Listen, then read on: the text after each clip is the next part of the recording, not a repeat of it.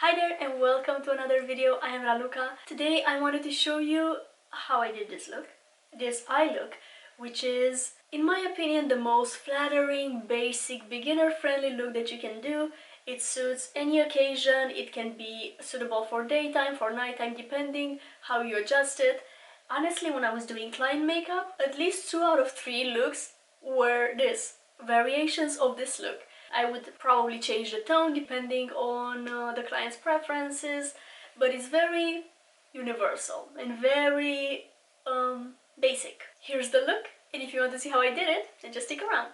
Lids are primed. Today I only used a bit of concealer as an eyeshadow primer. If you want your eyeshadow to last for a really long time without creasing, make sure you go for an eyeshadow primer instead.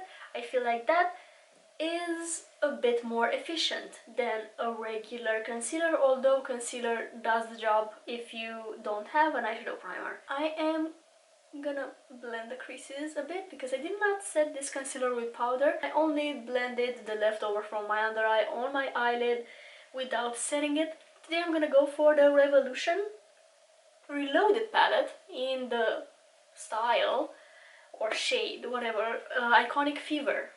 It has a lot of beautiful brown, warm brown tones, and it has everything I need to create a full look. I'm gonna start with a dark brown on my outer corner, and I'm gonna go for this one. I'm not gonna go for the darkest brown, depends on what look you're going for. You can, of course, apply something darker, but I'm gonna do kind of like a medium, not too dark, not too light look. And I'm using a Morphe M506. This is a blending brush, but it's not as fluffy as a regular blending brush is. It's slightly smaller compared to, I don't know, I feel like this is what you would call a standard blending brush. Well, this is the one that I will use. I feel like this is so useful. It allows you to be a little bit more precise with where you apply the eyeshadow, and I really love it for that. I am gonna tap this on the outer corner of my eye. It's kind of on the outer third. When I look ahead, I notice the end of my iris right here, and I apply the eyeshadow kind of on the side of that. You can use your iris as some sort of a guidance. And at first, I apply the eyeshadow close to my lash line. Wherever you first put your brush on your skin, that's where you will have the most intensity, because basically you have the most eyeshadow on your brush, so it's gonna be very pigmented at first. That's why I start at the base of my lashes and I slightly go up when my brush doesn't have that much pigment on it. I hope it makes sense. I feel like this way it's easier to fade the shade and kind of blend it into the crease. I'm kind of stopping at my crease level. And I'm doing some sort of an initial blending. I kind of go around the edges of this color. Now that my brush is almost clean, it doesn't have that much eyeshadow on it. And I'm gonna do the same thing on my lower lash line. So I'm gonna pick up the dark brown again, tap off the excess from my brush, and again, usually I want the most intensity to be on my outer corner. So I'm gonna start from the outer corner of my lower lash line and going inwards, so it's gonna be the most pigmented on my outer corner, and then it's gonna fade as it progresses to my inner corner. And then I make sure that here in my outer corner my top and lower lid are connected. So when I do my lower lash line, I kind of connect it to the top part. Now to really blend this into the skin, I'm gonna pick a transition shade. Usually it's gonna be a brown shade that's slightly darker than your skin tone. I am gonna go for, I think I'm gonna go for this one, the slightly lighter one. And I'm using the brush that I showed you previously, which is the Juvia's Place 006 blending brush. I coat my brush into the product, tap off the excess, and similarly to what I did before, I'm gonna start from the outer corner of my eye, but this time I'm gonna go higher up in my crease and bring it inwards. But again, I want the most intensity to be on my outer corner, and then kind of fading it towards the inner portion of my crease as well. And then something that I also like to do is extend my transition shade towards my outer corner. So when I have less eyeshadow on my brush, I'm gonna do little flicks. I'm gonna wipe the eyeshadow towards my temples. And I'm gonna pick up a little bit more to do the same thing on my lower lash line. So again, I'm starting from my outer corner and then going inwards. And same thing, I make sure that the lower lash line is connected to the top lid in my outer corner. Now, if you blend it a little too much and your eyeshadow is not as intense as you want it to be, you can go back to the dark brown. I think I'm gonna do that. So I'm gonna pick it up again and re-intensify it. I'm going back to my fluffy brush and blending without adding additional product. So I didn't dip my brush into the eyeshadow before doing this. On your lid, I feel like the easiest thing to do is go for a shimmer, some sort of a cream toned or gold or silver, whatever you prefer. I'm gonna go for this shimmer in the palette, which has a slight gold tint. Usually for shimmers, I prefer using my finger or a flat brush. Today I'm gonna go for a Morphe M124, so it's a very flat brush. And using that logic from earlier, wherever I want the most pigmentation, I'm gonna start the application from there. And when it comes to shimmers, I want the most intensity to be in my inner corner. So I'm gonna start here and kind of fade it towards the center of my lid.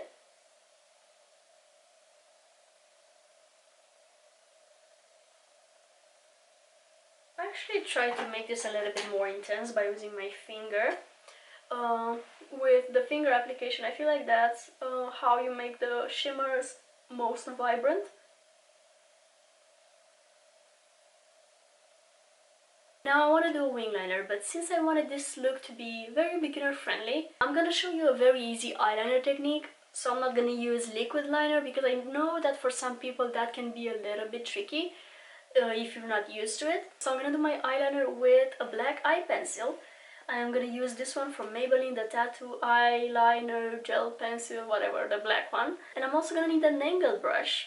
This is from Makeup Addiction, I think. It's a small angled brush. So you gotta move quickly. I'm gonna start from the outer corner. I'm kind of following my lower lash line and going towards the end of my brow. I'm sketching a bit of an eyeliner, although I'm not gonna draw it completely with the pencil. Just make sure to place enough pencil here in the outer corner. Now the angled brush comes into play and I'm gonna use it to diffuse the pencil, extend it to create an eyeliner shape. That's why I said you gotta move quickly. You have to do this, blend the pencil while it's still wet. So if the pencil dried and kind of set itself, it's gonna be way trickier for you to blend it. I'm gonna add just a bit more here and do the same thing, so diffusing it. And that's the eyeliner. Like anything, it takes a bit of practice, but in my opinion it's so much easier than using liquid liner. It doesn't require as much precision as a liquid liner does. I feel like the lower lash line is gonna decide where you want to go from here. You can apply the black pencil if you want to make it a dark, more intense look. You can apply light nude maybe if you want your eye look to be a little bit more bright and it will open up your eyes visually a little bit more, or you can just leave it like this. It really depends on how dark and how intense you want the look to be. Today I feel like going a little bit darker, so I'm gonna apply some black on my waterline as well. I'm gonna pick up the same pencil that I used for my eyeliner and just line my waterline with it. I'm also gonna line underneath my lashes.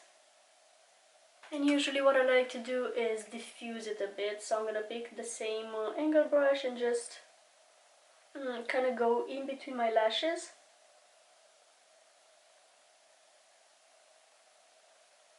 For the inner corner, usually I want something that's as bright as possible. You can go for your face highlighter or just a bright shimmer. Usually for my inner corner I prefer shimmers, but you can go for a light matte shade as well if you don't like shimmers, and also you can replace the lid shade with a light matte shade.